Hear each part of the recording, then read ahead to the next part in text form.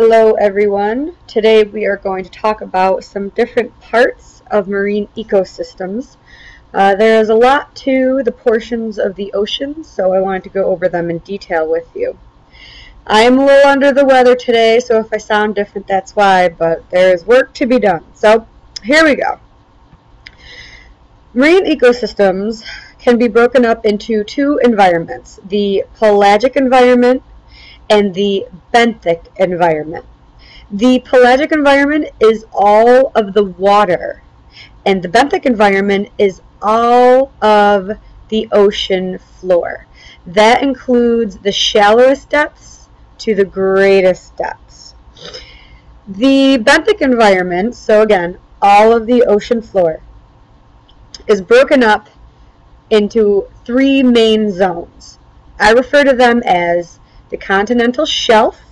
This includes the shelf, slope, and rise, but you can just consider it all to be the continental shelf. Then there is the abyssal plain, and then the hadal, the depths. Now the continental shelf is the shallowest part of the ocean.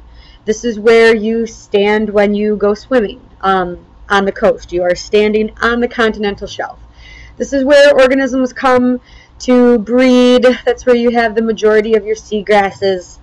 There's a lot going on along the continental shelf.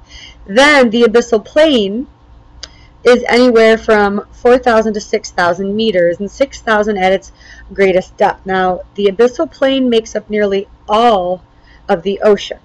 And then you have your hadal depths, which are the greatest depths, and these go down to upwards of 30 kilometers deep at its greatest extent in the Marianas Trench. However, these are only along where you have trenches. I will come back to the benthic environment in a minute, but those are the three main zones that you should be familiar with. Now, the pelagic environment, all of the water, is broken up into two provinces.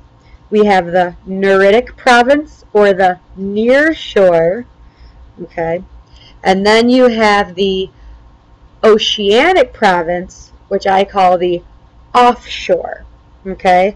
So N, neritic, near shore, O, oceanic, offshore. The oceanic is the open water.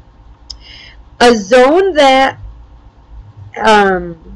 goes through both provinces, the oceanic and the neritic, is called the euphotic zone. This is the depth to which light penetrates and where photosynthesis can occur. So you have a euphotic zone in both the oceanic and the neritic province. However, the difference between these two is that the euphotic zone in the oceanic province does not extend all the way to the sea floor. It only extends to about 200 meters depth.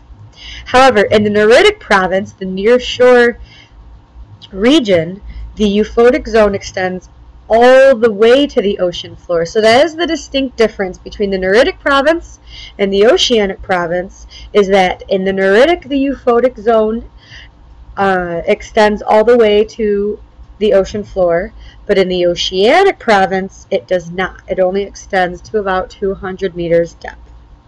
There's one other thing to remember about the neritic province, and that is the intertidal zone.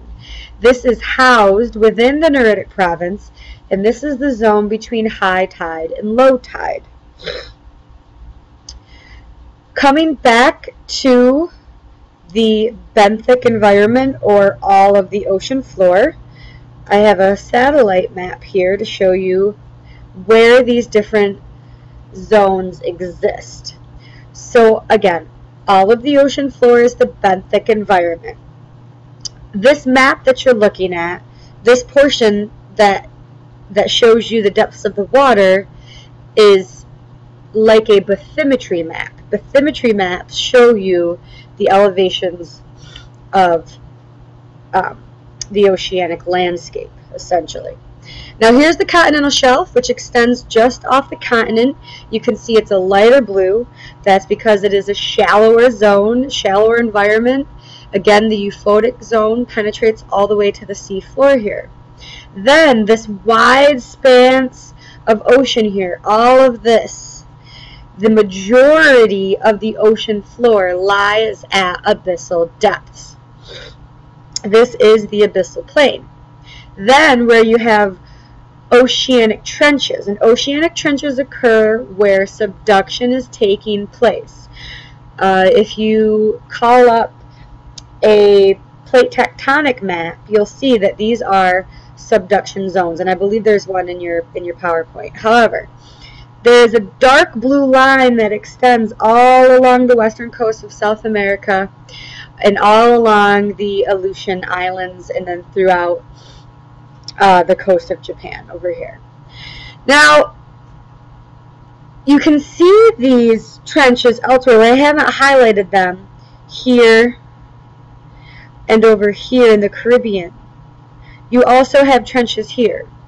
But notice how the trenches that you can see are a fraction of the total ocean floor.